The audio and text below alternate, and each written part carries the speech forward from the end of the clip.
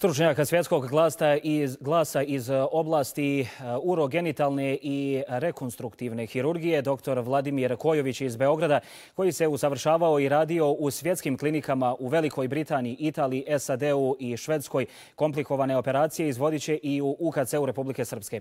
Kojović kaže da na ovaj način se želi odužiti narodu u Republici Srpskoj i gradu u kojem je proveo djetinjstvo.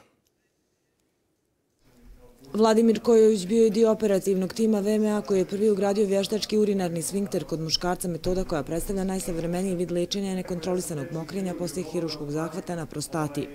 I jedan od složenih operativnih zahvata izdvajao i danas na pacijentu UKC-a u Banja Luci. Ja se nadam da je ovo zaista samo početak jedne lepe saradnje, obostrane saradnje i da ćemo još dugo godina sarađivati i raditi za dobrobit naših pacijenata. Ovo je poručuju iz uprave UKC-a, samo potvrda da je jedan od njihovih ključnih prioriteta pored izgradnje savremene zgrade i edukacija osoblja. Za nas je velika čast što je danas u našoj ustanovi, gdje je već danas uradio jednu vrlo kompleksnu operaciju na urogenitalnim organima našem pacijentu, a već sutra ima drugu operaciju i plan je da svakog mjeseca dolazi i da radi operacije i kod djece i kod odraslih u našem kliničkom centru. Čovjek koji ima više poziva da operiše po evropskim centrima, evo mi imamo sreću da smo ga uspjeli dovesti ovdje u Banja Luku.